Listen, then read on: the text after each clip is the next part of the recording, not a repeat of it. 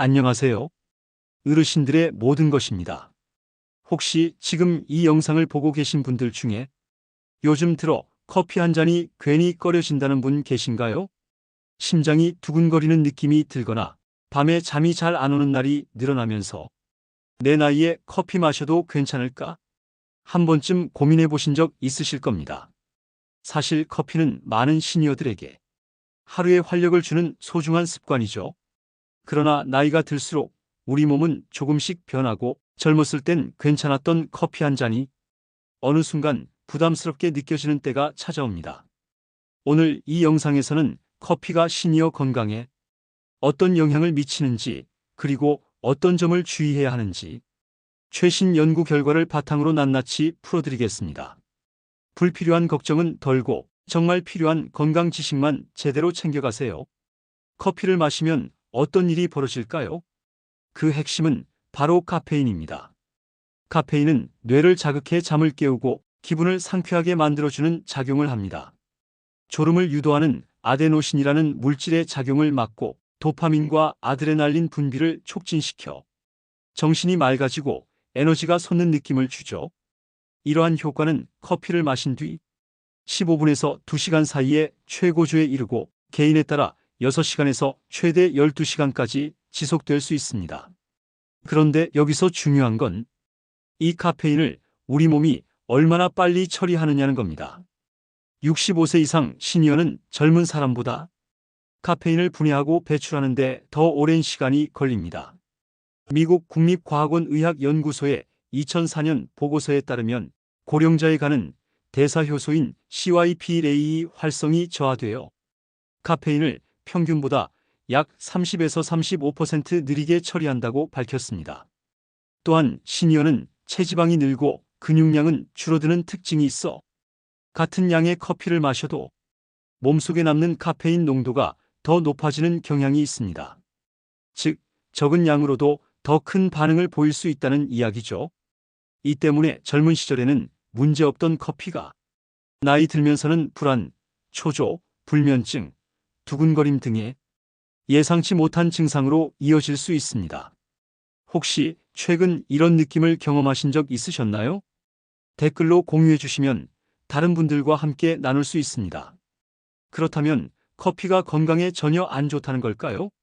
사실 그렇지 않습니다. 최근 연구들은 오히려 적당한 커피 섭취가 심장 건강에 긍정적인 영향을 줄 수 있다고 보고하고 있습니다. 예를 들어 하루 한 잔에서 3잔의 커피는 고혈압의 위험을 낮추는 데 도움이 된다는 연구도 있습니다. 심부전, 심방세동 같은 심혈관 질환 발생률도 규칙적인 커피 섭취자에게서 더 낮게 나타났습니다.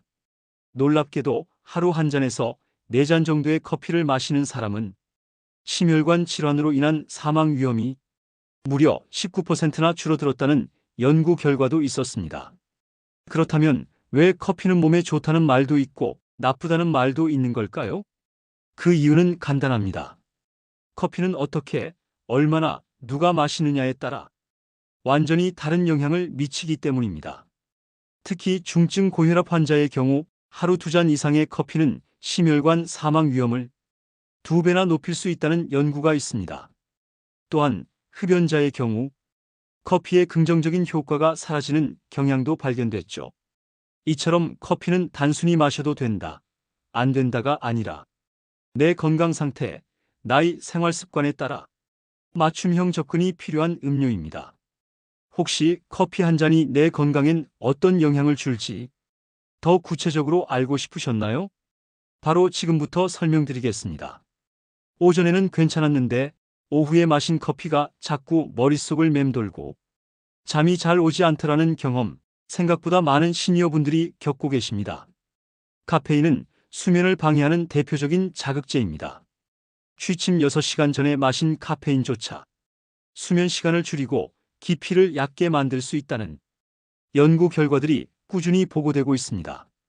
특히 시니어는 대사 속도가 느리기 때문에 오후 3, 4시에 마신 커피가 밤 11시까지도 각성 효과를 유지할 수 있습니다. 이로 인해 잠드는 시간이 늦어지고 자주 깨는 횟수가 늘어나며 자고 일어나도 개운하지 않다는 느낌이 들 수 있습니다. 이런 경우 가장 먼저 시도해 볼 수 있는 건 카페인 섭취 시간을 조절하는 것입니다. 오후 2시 이후에는 커피를 삼가고 하루 섭취량을 3잔 이하로 제한하면 수면의 질이 눈에 띄게 나아지는 경우가 많습니다. 또한 커피를 끊을 때 갑자기 중단하면 두통, 졸림, 집중력 저하 같은 금단 증상이 올 수 있으니 3일에서 일주일 정도 천천히 줄여나가는 방식이 좋습니다. 디카페인 커피나 허브차를 대체 음료로 활용하는 것도 수면 리듬 회복에 도움이 됩니다. 그렇다면 카페인에 민감한 체질은 어떻게 알 수 있을까요? 첫째, 커피를 마신 뒤 몸의 반응을 관찰하세요. 초조함, 불안, 가슴 두근거림, 소화불량, 속쓰림, 잦은 소변, 불면증 같은 증상이 반복된다면 민감성일 수 있습니다. 둘째, 혈압계가 있다면 마시기 전과 마신 후 30분에서 2시간 후에 측정해 보세요. 평소보다 혈압이 5에서 10포인트 이상 오르면 카페인에 민감할 가능성이 있습니다. 셋째, 수면 일지를 활용해 보세요. 카페인을 섭취한 날의 잠든 시간, 깬 횟수, 아침 피로도를 기록하면 간접적으로 카페인의 수면 방해 효과를 확인할 수 있습니다. 이처럼 내 몸의 반응을 꾸준히 기록하다 보면 자연스럽게 나만의 커피 적정량이 보이기 시작합니다. 중요한 건 남들이 괜찮다고 해도 내 몸이 불편함을 느낀다면 그게 바로 내 몸에 맞지 않는 신호라는 점입니다. 혹시 지금까지 커피를 마시면서도 이런 불편함을 참고 계셨던 분은 없으셨나요? 오늘부터는 그 반응을 무시하지 말고 몸의 신호에 귀를 기울여 보시길 권합니다. 이번엔 커피와 심장, 혈압 사이의 관계를 살펴보겠습니다. 카페인은 일시적으로 혈압을 올릴 수 있습니다. 특히 커피를 자주 마시지 않는 분에게서 그 반응이 더 뚜렷하게 나타납니다.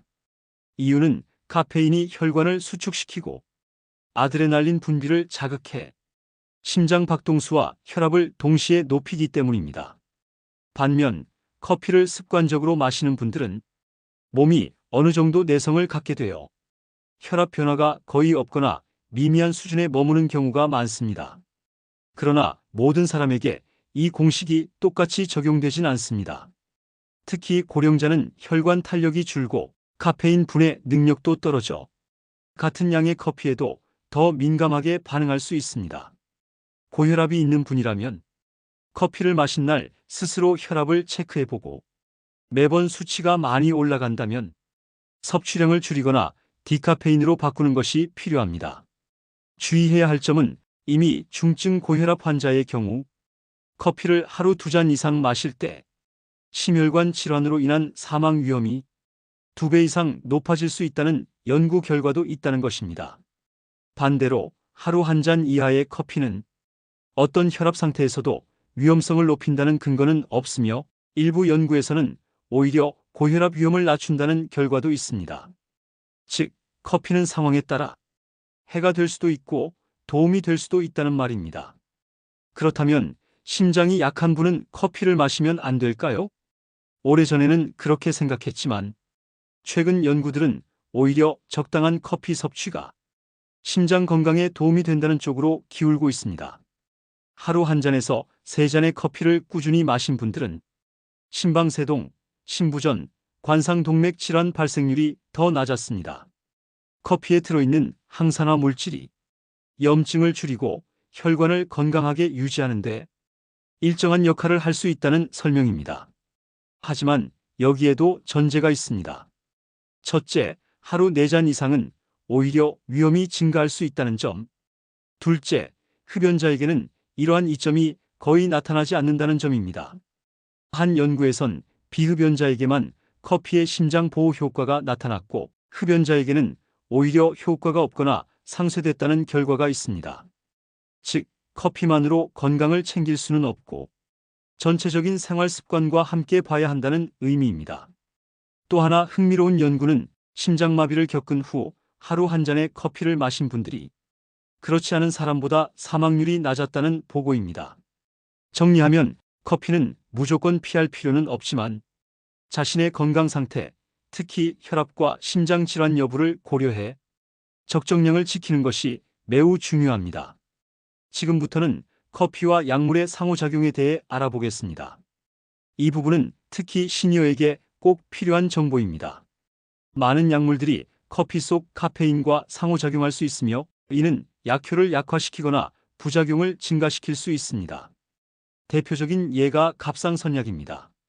커피와 함께 복용하면 약물 흡수가 50% 이상 떨어집니다. 갑상선 약을 드시는 분들은 반드시 복용 후 30분 이상은 커피를 마시지 않아야 합니다. 또한 혈압약도 일부 성분은 커피와 함께 복용할 경우 효과가 감소할 수 있습니다. 혈액 희석제와 커피를 함께 복용하면 출혈이나 멍이 더 쉽게 생길 수 있으므로 주의가 필요합니다. 그 외에도 골다공증 약, 항우울제, 천식치료제, 알츠하이머 약, 멜라토닌, 보충제 등 다양한 약물이 커피와 부정적인 상호작용을 할 수 있습니다. 따라서 약을 복용하고 계신 시니어분들은 커피를 마시기 전 반드시 의사나 약사에게 복용 중인 약물과의 상호작용 여부를 꼭 확인하셔야 합니다. 다음으로는 많은 분들이 궁금해하시는 주제입니다. 커피가 뼈에 안 좋다던데 사실인가요? 결론부터 말씀드리면 과도한 카페인은 칼슘 손실을 유발할 수 있습니다. 하루 800mg 이상의 카페인을 섭취하면 소변으로 배출되는 칼슘이 증가해 골밀도에 영향을 줄 수 있다는 연구가 있습니다. 특히 칼슘 섭취가 부족한 시니어의 경우 이 영향이 더 커질 수 있습니다. 하지만 커피 자체가 골다공증을 유발한다고 단정할 순 없습니다. 최근에는 커피에 들어있는 항산화 성분이 오히려 뼈 건강에 긍정적이라는 연구들도 함께 발표되고 있습니다. 따라서 뼈 건강이 걱정된다면 우유를 함께 넣거나 칼슘과 비타민 D 섭취를 충분히 하면서 커피는 하루 2~3잔 이내로 마시는 것이 좋습니다. 혹시 커피를 줄여야 하긴 하는데 뭐부터 조심해야 하지? 고민되셨던 분들을 위해 실천 팁 몇 가지를 정리해 드립니다. 첫째, 커피는 아침이나 오전 중에 마시는 것이 좋습니다. 둘째, 오후 2시 이후엔 카페인 섭취를 피하세요. 셋째, 하루 400mg 이하, 대략 3~4잔 이하로 제한하세요. 넷째, 공복에 마시지 말고 위장이 예민하다면 디카페인이나 산도 낮은 원두를 선택하세요. 다섯째, 약 복용과는 최소 30분 이상 간격을 두세요. 그리고 이 질문들도 꼭 준비해 보세요. 의사나 약사에게 커피 관련 상담을 할 때 유용합니다. 이 약과 커피를 같이 마셔도 되나요? 제가 수면 장애가 있는데 하루 한 잔도 문제될 수 있을까요? 디카페인이라면 괜찮을까요? 커피 외에도 카페인이 들어있는 음식이 있을까요? 준비된 질문 하나가 내 건강을 지키는 큰 무기가 됩니다. 마지막으로 한 가지 더 짚고 넘어가겠습니다. 커피에는 우리가 잘 인식하지 못하는 숨겨진 카페인이 존재할 수 있습니다. 초콜릿, 홍차, 녹차, 에너지 음료, 심지어 일부 진통제나 감기약에도 카페인이 들어있을 수 있습니다. 나는 커피는 하루 한 잔밖에 안 마셔요 하면서도 실제로는 카페인을 500mg 넘게 섭취하고 계신 분들도 있습니다. 이제부터는 하루 카페인 총량을 커피만이 아니라 전체 음식과 음료 기준으로 체크해보는 습관이 필요합니다. 영상 마무리 전에 오늘 내용 중 기억하실 것 한 가지만 꼭 챙겨가세요. 카페인은 피해야 할 대상이 아니라 조절해야 할 대상입니다. 지금까지 커피를 무조건 피하거나 반대로 아무 생각 없이 마셔왔다면 이제는 나에게 맞는 커피 습관을 새롭게 설계할 때입니다. 혹시 지금 이 영상을 보시면서 나는 그동안 커피를 별 생각 없이 마셨구나 느끼셨다면 바로 오늘이 바꿀 수 있는 가장 좋은 날입니다. 커피를 마실 것인지 말 것인지보다 더 중요한 건 어떻게 마실지, 어떻게 내 건강에 맞춰 조절할지를 스스로 선택하는 힘입니다. 그 선택이 지금의 작은 실천에서 시작된다는 걸 절대 잊지 마세요. 습관은 하루아침에 바뀌지 않지만 바꾸겠다는 마음은 지금 이 순간에도 만들 수 있습니다. 당신의 커피, 이젠 내 몸에 맞게, 내 삶에 맞게 스스로 설계해 보세요. 그 변화는 분명히 건강으로 돌아올 것입니다. 영상이 도움이 되셨다면 구독, 좋아요, 알림 설정 꼭 부탁드리고요. 다음 영상에서는 매일 먹는 유산균, 오히려 장에 안 좋다? 그 놀라운 진실을 전해드릴 예정입니다. 놓치지 마시고 꼭 확인해 주세요.